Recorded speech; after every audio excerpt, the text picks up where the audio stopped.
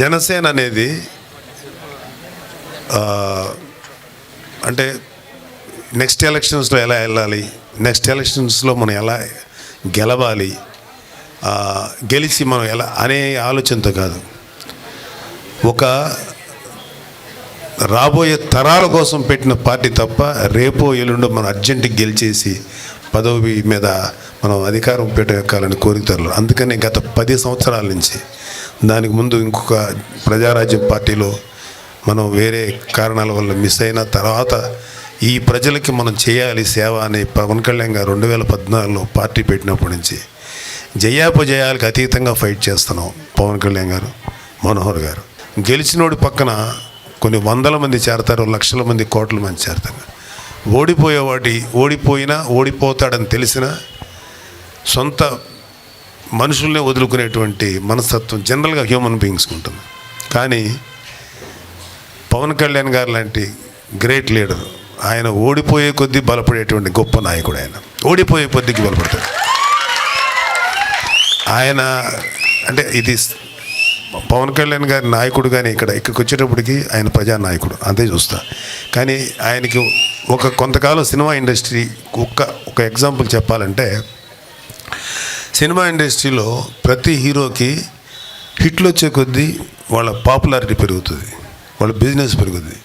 కానీ rare phenomena ఏంటంటే పవన్ కళ్యాణ్ గారికి ఫ్లాపులు వచ్చినా సరే నెక్స్ట్ పిక్చర్కి బిజినెస్ పెరుగుతూనే ఉండదు. అది ఆయనకు ఉన్నటువంటి స్టామినా. పవన్ కళ్యాణ్ గారు ఎందుకు ఇంతమందికి నచ్చుతారు, ఎందుకు ఇంతమంది గుండెల్లో ఉన్నారు, ఎందుకు ఇంతమంది ఆయన ప్రేమిస్తారంటే, నాకు ఒక అనాలిసిస్ అంటే కొంచెం అబ్జర్వ్ చేయటం కూడా నాకు కొంచెం అలవాటు ఉంది. పవన్ కళ్యాణ్ గారు ఆయన ఒక ప్రభుదేవ అంత గొప్ప డ్యాన్సర్ కాదు, లేకపోతే ఒక పెద్ద హీరో, ఒక చిరంజీవి గారు, లేకపోతే ఇంకా అంత గొప్ప ఇది కాదు. కానీ వీళ్ళందరికంటే మించినటువంటి ఒక గొప్ప హ్యూమన్, అతను గ్రేట్ హ్యూమన్ బీయింగ్. అందుకనే గుండెల్లో ప్రజలు కనెక్ట్ అయ్యారు ఇక్కడ. ఇది రాబోయే తరాల కోసం, నెక్స్ట్ జనరేషన్స్ కోసం పెట్టిన పార్టీ. మా కన్సర్న్ ఏంటంటే, జనసేన పార్టీ పవన్ కళ్యాణ్ గారి కన్సర్న్ ఏంటంటే, మాకు ఇక్కడ ఉన్న వాళ్ళందరికీ ఇవాళ ఎటువంటి ఫేట్ఫుల్ లైఫ్ ఉందో మనకు తెలుసు, ఎలాంటి జీవితం జీవిస్తున్నామో మనకు తెలుసు. ఎందుకంటే మాకు కష్టం లేదు కాబట్టి మిగతా వాళ్ళు ఎట్టిపోయినా పర్వాలేదు అనుకునేటువంటి వ్యక్తులు కాదు. ఎందుకంటే మాది ఆంధ్రప్రదేశ్, ఇక్కడే పుట్టినోళ్ళం. గుంటూరు, బాపట్ల, పొన్నూరు, కనిగిరి ఈ ఏరియాలంతా తిరిగిన వాళ్ళం. మా నాన్నగారు ట్రాన్స్ఫర్స్ తిరిగారు. సో అలాగే పల్నాడు ఈ ఏరియా అంతా మాకు బాగా కొట్టిన పిండి. కాబట్టి మాకు అంటే మీకు ఐడెంటిఫికేషన్ కోసం చెప్తున్నాం, మేము ఎక్కడి నుంచో వచ్చినాం కదా, ఇక్కడి నుంచి ఉన్నవాళ్ళమే. సో మాకు ఈ పెయిన్ ఏంటో తెలుసు, ఇవాళ కామన్ మ్యాన్ పడే సఫరింగ్ తెలుసు. సరే, ఇది దీని గురించి చెప్పే ముందు ఒక మాట, మాకు ఇక్కడ మనోహర్ గారి గురించి ఒక విషయం చెప్పాలి. ఎందుకంటే స్పెసిఫిక్గా ఆయన తెనాలి వాస్తవ్యులు కాబట్టి ఆయన గురించి మీకు ఒక విషయం చెప్పాలి. ఎందుకు మేమందరం మనోహర్ గారిని అంటే, మా ప్రెసిడెంట్ పవన్ కళ్యాణ్ గారు ఇష్టపడటం, ఎలాగో ఆయన ఇష్టపడ్డా, మేము ఇష్టపడినా, ఎవరు ఇష్టపడినా మన జనసేనలో ఎందుకు మేము ఇష్టపడతామని చెప్తారు. 2019లో జనసేన ఓడినప్పటి నుంచి చాలామంది నాయకులు జనసేన వదిలిపెట్టి వెళ్ళిపోయారు, కార్యకర్తలు తప్ప. కార్యకర్తలు మనతోనే ఉన్నారు. చాలామంది నాయకులు మనతో అవసరం కొద్దీ ట్రావెల్ చేసి, ఓహో గెలవట్లేదు కదా, సరే నెక్స్ట్ టైంని వేరే పార్టీల్లోకో లేకపోతే ఎస్పెషల్లీ వైసీపీలోకి వెళ్ళిపోయినటువంటి వాళ్ళు ఉన్నారు. కానీ ఆ టైంలో ఒక లెవెల్లో తెనాలి నుంచి పోటీ చేసి ఓడిపోయినా సరే పవన్ కళ్యాణ్ గారు, మీరు గెలిస్తే నాకేం అబ్జెక్షన్ లేదు, హ్యాపీ. కానీ మీరు ఓడిపోతే మాత్రం లైఫ్ లాంగ్ మీతోనే ఉంటాను, మీతోనే ట్రావెల్ చేస్తానన్న ఒక గొప్ప వ్యక్తి, గొప్ప లీడర్షిప్ క్వాలిటీ ఉన్న వ్యక్తి నాదెండ్ల మనోహర్ గారు. అందుకని ఆయన అంటే మా అందరికీ చాలా ఇష్టం. ఇవాళ ఎవరు ఎన్ని చెప్పినా సరే, ఎన్ని మాట్లాడినా సరే, మనోహర్ గారు జనసేనలో పవన్ కళ్యాణ్ గారి తర్వాత అత్యంత ముఖ్యమైన నాయకుడు ఆయన. మాకు చాలామంది అదేంటి సార్ మరి మీరు నన్ను ఏదో ట్రై చేస్తారు మీరు కదా, అరే ఆయన కష్టపడి పనిచేసే విధానం, ఆయన మనసు అంటే శారీరకంగా మానసికంగా ఒత్తిడి తీసుకొని ఆయనంత పనిచేసేంత కెపాసిటీ మాకు లేదు. ఆయన such a great leader Manohar గారు. సో మనోహర్ గారు తెలుగు రాష్ట్రాలకి ఒక అద్భుతమైనటువంటి స్పీకర్గా పనిచేసిన వ్యక్తి, మంచి రాజకీయ నేపథ్యం ఉన్న వ్యక్తి, గ్రేట్ హ్యూమన్ బీయింగ్. అలాంటి వ్యక్తి మన జనసేనలో ఉండటం అనేది మనకు అత్యంత బలమైనటువంటి విషయం. అది చాలా స్ట్రెంగ్త్ ఆయన పార్టీకి. ఆయన ఎంత కష్టపడతారో మీకు కనపడేది కంటే కనపడని విధంగా ఎంత తిరుగుతారో, ఎన్నిసార్లు అలిసిపోయారు. ఇప్పటికీ ఆయన గాయంతో తిరుగుతున్నారు. నేనే మొన్న ఏమంటే ముందు ట్రీట్మెంట్ తీసుకోండి, తర్వాత మీరు బలంగా తిరిగితేనే కదా అంటే ఆయన పట్టించుకోరు. అది వాళ్ళ character. That is what Pawan Kalyan గారు. సో నాకు అందుకని మనోహర్ గారు అంటే ఇష్టం. సో మీరందరూ కూడా ఇవాళ నేను వచ్చింది ఏంటంటే, ఎందుకు కూడా మాట్లాడమన్నారు కాబట్టి చెప్తున్నా, ఐఎమ్ అప్పీలింగ్, మిమ్మల్ని నేను ప్రార్థిస్తున్నా, రిక్వెస్ట్ చేస్తున్నా, జనసేన టీడీపీ అలయన్స్ ప్రభుత్వం ఒక్కసారి చూడండి. మీలో చాలామంది ఇక్కడ మన మహిళా నాయకురాళ్ళు లేకపోతే వీర మహిళలు ఉన్నారు, మీరందరూ పెద్దవాళ్ళు ఉన్నారు. ఒక అద్భుతమైన మాట చెప్పారు. ఒక వాళ్ళు మామగారిని చూసి అల్లుడి గారికి ఓటేశారు, తండ్రిని చూసి కొడుకు ఓటేశారు, ఒక్కసారి మీ పిల్లలను చూసి పవన్ కళ్యాణ్కి ఓటేయండి అన్నారు. ఈ మాట నేనన్నది కాదు, మీలాంటి జన సైనికులు ఒక వీర మహిళ అన్నమాట. చాలా ఇన్స్పైర్ అయ్యా, ఎంత గొప్పగా చెప్పింది ఏబిడి అని. సో అలాంటి మనం ఇలాంటి పార్టీలు అంటే ఇవాళ ఇక్కడ దాదాపు ఒక 400-500 మంది కనపడుతున్నారు.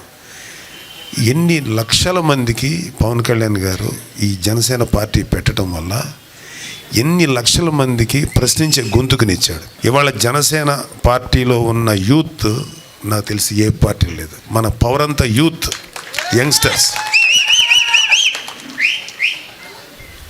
లాంగ్ బ్యాక్ కళ్యాణ్ బాబుని ఆయన్ని అడిగాను ఒకసారి, నువ్వు ఇంత నిజాయితీగా చేస్తున్నావు, గత 10 ఏళ్ళ నుంచి, అంతకుముందు 5 సంవత్సరాలు చేసావు, గత 10 సంవత్సరాల నుంచి కష్టపడుతున్నావు, నువ్వు గెలవలేదు, మరి ఎందుకు మనం కష్టపడి నిజాయితీగా ముందుకు వచ్చిన ప్రజల నుంచి మనకి అనుకున్నంత సహకారం అందట్లేదు? సో ఇది చేయటం అవసరం అని నాకు ఒక చిన్న ఫ్రస్ట్రేషన్ వచ్చి అడిగితే, ఖచ్చితంగా అవసరం అన్నయ్య, వాళ్ళు తెలుసో తెలియకో ఏది చేసినా సరే మన ప్రజలు వాళ్ళ కోసం మనం ఏదైనా చేయాలి. ముఖ్యంగా యువకులు వాళ్ళు అన్నిటికీ తెగించి ముందుకు వచ్చి మనకు నిలబడినందుకు ఖచ్చితంగా ఈ రాష్ట్రంలో ఉండే యువకులకి మనం అండగా నిలబడి వాళ్ళని గొప్ప భారతదేశానికి అద్భుతమైన భవిష్యత్తు ఇచ్చే నాయకులుగాను, మనుషులుగాను, పౌరులుగాను తీర్చిదిద్దాలి. అది మన బాధ్యత అన్నారు. అందుకని నేను hats off to Pawan Kalyan. అంత గొప్పగా ఆలోచించిన వ్యక్తి. మీ గురించి ఆలోచిస్తారు, యూత్ గురించి ఆలోచిస్తారు. ఎందుకంటే ఐఎమ్ 60+ ఇయర్స్. మాకు ఈ ప్రపంచంలో చూడటానికి పెద్ద గొప్ప థ్రిల్స్ ఏమి మిగల్లా, గొప్ప విషయాలు ఏమి మిగలి. మేము చాలా చూసాం, మంచి ప్రభుత్వాలను చూసాం, పరమ దుర్మార్గమైన ప్రభుత్వం చూసాం. కాకపోతే అతి దారుణమైన ప్రభుత్వం ఒక వైసీపీని మాత్రమే చూస్తున్నాం. కానీ మీరు ఇలాంటి లైఫ్ని మేము చూసిన తర్వాత మాకు అయిపోయింది. అవర్ జనరేషన్, మా జనరేషన్కి సంబంధించినటువంటి లైఫ్ అయిపోయింది. బట్ ఇవాళ అక్కడున్న ఒక కుర్రోడు ఉన్నాడు, లేకపోతే ఒక అమ్మాయి ఉంది, వాళ్ళ భవిష్యత్తు ఏంటి? ఇక్కడున్న కొంతమంది యొక్క మీ పిల్లల భవిష్యత్తు ఏంటి? ఇలాంటి నీచమైనటువంటి ప్రభుత్వ సామాజిక పరిస్థితుల్ని, ఆర్థిక పరిస్థితుల్ని మన బిడ్డలకి ఇవ్వాలా? ఇదా మన బాధ్యత? మనకు బాధ్యత లేదా? మన వరకు హ్యాపీగా ఉండి ఏదో ఉన్నంత వరకు కష్టపడితే ఏదో సుఖపడితే సరిపోద్దా? మా బాధ నెక్స్ట్ జనరేషన్స్కి, మీ పిల్లల కోసం, మీకోసం, అంటే ఇక్కడ ఉన్న యూత్ కోసం. ఒక్కొక్కడు ఓడిపోయే కొద్దీ నిరాశపడిపోతుంటాడు, ఇతను ఓడిపోయే కొద్దీ బలపడుతుంటాడు. ఇది పవన్ కళ్యాణ్ గారి కెపాసిటీ. అంటే భీమలా నాయకులో ఒక డైలాగ్ ఉంటుంది, 16 సార్లు ఓడిపోయిన గజనీ మహమ్మద్ గుర్తున్నాడు కానీ ఎవరు ఓడించారో ఆ రాజు పేరు గుర్తులేదు. అలాగా ఓటమికి భయపడని వ్యక్తి కన్నా ప్రమాదకరమైన వ్యక్తి ఎవరు లేరు. మేము రాబోయే 25 సంవత్సరాలు పవన్ కళ్యాణ్ గారు ఫైట్ చేస్తూనే ఉంటారు. మేము అధికారం రాలేదు కాబట్టి గమ్ముగా ఉండాల్సిన అవసరం లేదు, ఇలా పోరాడుతూనే ఉంటాం. ఖచ్చితంగా ఆర్మ్ ట్విస్ట్ చేసి మంచి ప్రభుత్వాన్ని ఏర్పరుస్తాం. కాకపోతే ఇక్కడ మీ అందరితో షేర్ చేసుకోవాల్సింది ఏంటంటే, చాలాసార్లు మాట్లాడింది, ఎందుకు టీడీపీతో మనం అలయన్స్కి వెళ్ళాల్సి వచ్చింది. టీడీపీతో అలయన్స్ వెళ్ళటానికి రీజన్ ఏంటంటే, ఒక రకంగా నేను టీడీపీ ప్రభుత్వాన్ని కూడా నేను కూడా విమర్శించిన సందర్భాలు ఉన్నాయి. That is only some ideological differences, కొన్ని లోటుపాట్లు ఉండొచ్చు. కానీ ఆ రోజున్న టీడీపీ చంద్రబాబు నాయుడు ప్రభుత్వంలో డెమోక్రసీని ఆయన ఎక్కడ పాడు చేయలే. అందుకనే ఈ జగన్మోహన్ రెడ్డి అనే వ్యక్తి పాదయాత్ర చేస్తున్నప్పుడు ఎక్కడ ఆటంకం పెట్టల. అదే పవన్ కళ్యాణ్ గారు వైజాగ్ వచ్చినప్పుడు ఈ వైసీపీ దుష్ట ప్రభుత్వం ఆయన వెళ్ళనీయకుండా అడ్డం పెట్టేసి చాలా ఇష్యూ చేసింది. చంద్రబాబు గారిని అనేక సందర్భాలు ఇబ్బందులు పెట్టింది. ఆయన పబ్లిక్లో మాట్లాడటానికి కూడా ఇంటరాక్షన్ లేకుండా చేసింది. అలాగే చంద్రబాబు గారు కష్టాల్లో ఉన్నప్పుడు పలకరిద్దామని వచ్చిన కళ్యాణ్ బాబుని అడ్డం పెట్టింది. అక్కడ ఫ్లైట్ లేకుండా ఆఫ్ చేసింది. వస్తుంటే ఆఫీస్కి వచ్చి మాట్లాడదామంటే రోడ్ల మీద ఆఫ్ చేశారు. ఇక మాకేమైందంటే, ఖచ్చితంగా మాకేమనిపించిందంటే, ఇలాంటి ప్రభుత్వాన్ని దించకపోతే మనకు లైఫ్ లేదు. మేము తెలంగాణ ఆంధ్ర విడిపోయినప్పుడు, అరే ఒక హైదరాబాద్ లాంటి మన రాజధాని మనకు లేదు, మన ప్రజలకి అంటే అంత ఆదాయం వచ్చేటువంటి మన రాజధాని మనకు లేదు, ఎలాగ మనకి అనుకున్నప్పుడు కొంతమంది మేధావులు ఏమన్నారంటే, ఏం లేదండి, ఒక 10 సంవత్సరాల్లో మనకున్న లాంగెస్ట్ కోస్టల్ కారిడార్ ఉంది, అద్భుతమైనటువంటి పంట పొలాలు ఉన్నాయి, అద్భుతమైన సారవంతమైన నేల ఉంది.